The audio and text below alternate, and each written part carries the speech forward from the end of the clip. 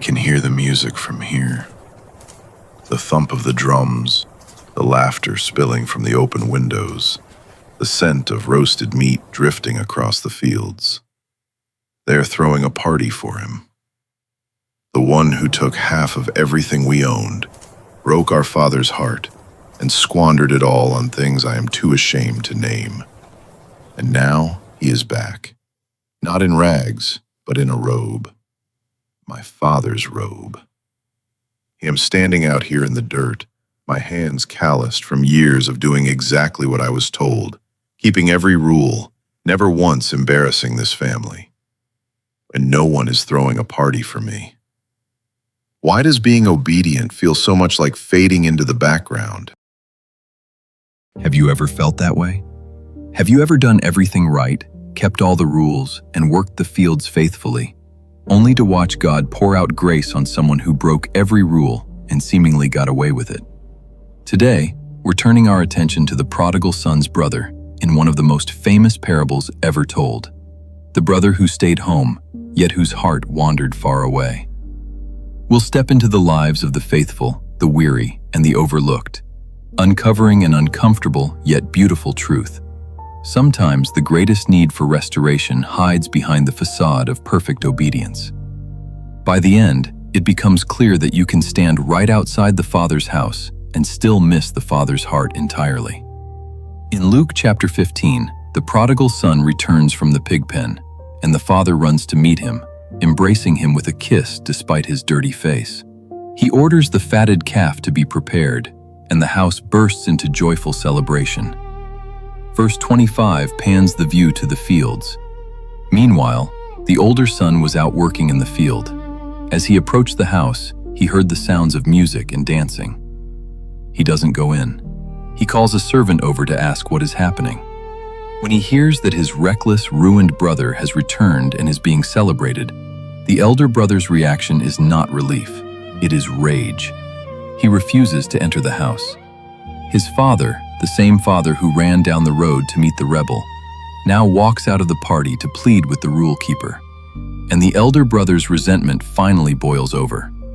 Listen to the bitterness of a man who has been keeping score. Look, all these years I've worked hard for you and never once disobeyed your orders. Yet you never gave me even a young goat to celebrate with my friends.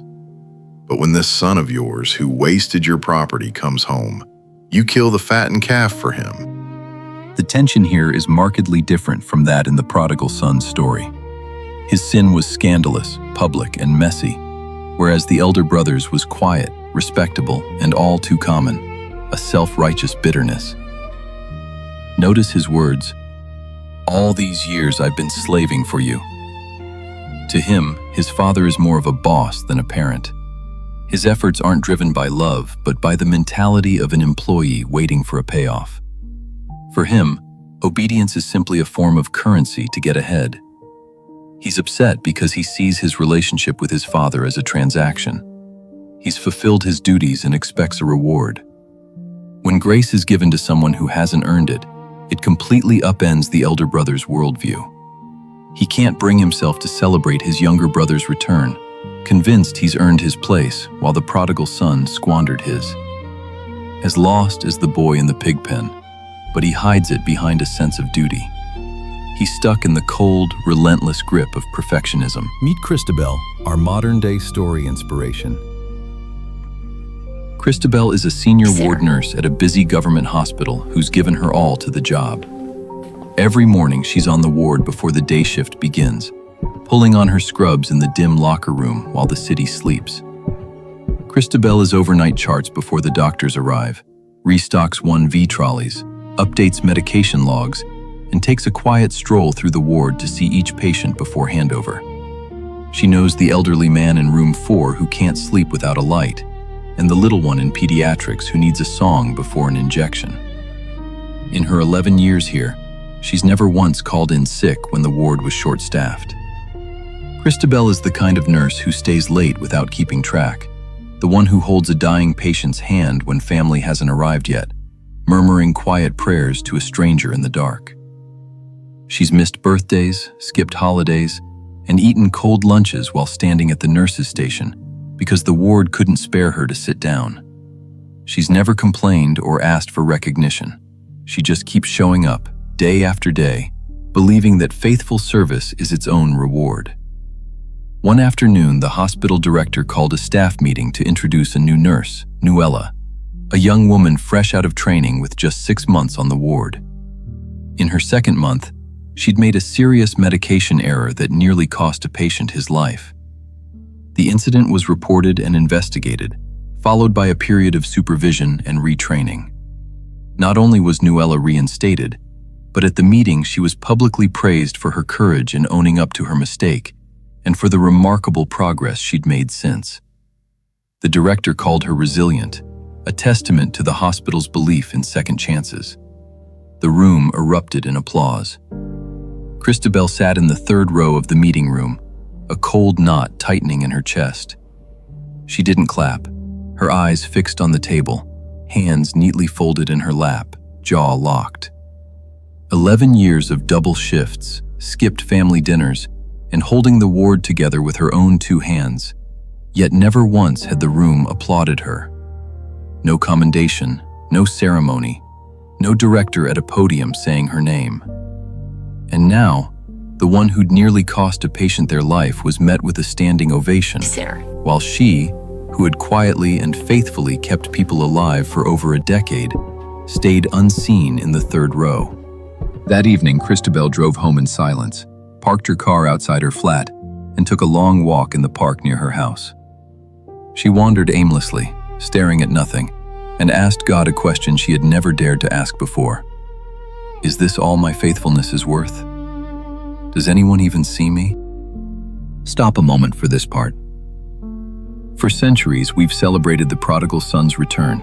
The pig pen, the robe, the ring, the feast. We've sung about it, painted it, and shed tears over it, and rightly so.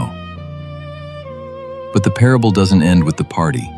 It ends at the door, with a faithful man standing outside in the dark, unable to step in. And Jesus never tells us if he went through that door. He leaves it open, looking right at you, asking the same question he asked the elder brother. Will you come in? Here's the twist that changes everything. The elder brother wasn't punished, ignored, or forgotten. He just couldn't see what was already his. The father made it clear, "My son, you're always with me, and everything I have is yours."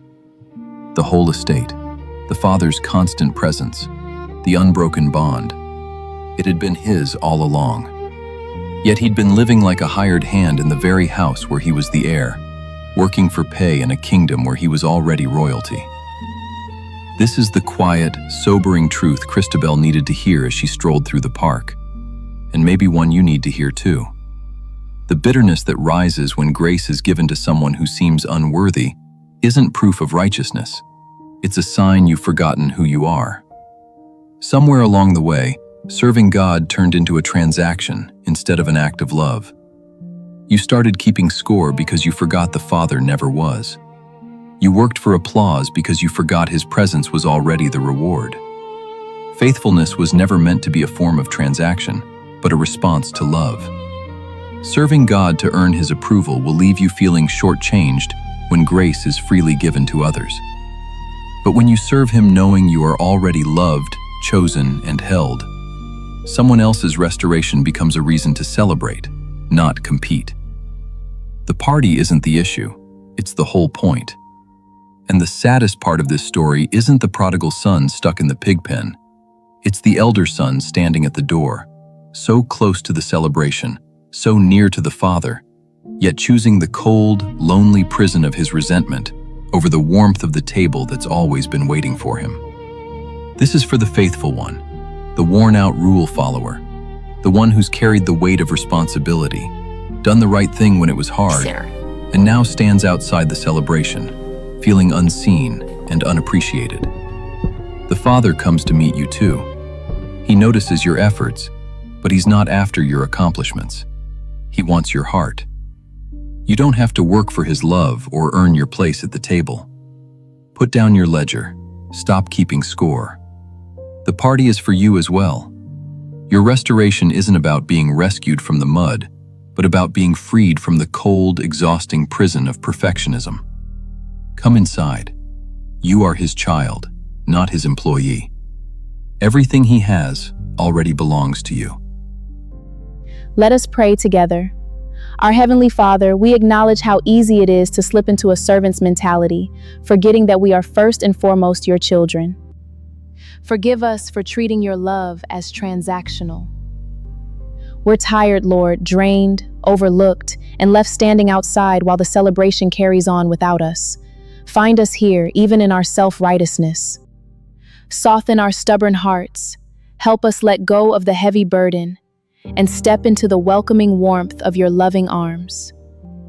Help us celebrate when the lost are found, and remind us that our place at the table was never something to earn, it's where we've always belonged. Father, remind us that we are always in your presence and that all you have is already ours. Help us find our rest not in what we do, but in simply being with you. Amen. If you're feeling the weight of divine silence, remember you were never meant to face this season alone. If this story resonated with you today, subscribe and stick around. There's another devotional waiting for you. Just click the video on your screen and let's keep this journey going. Until then, goodbye.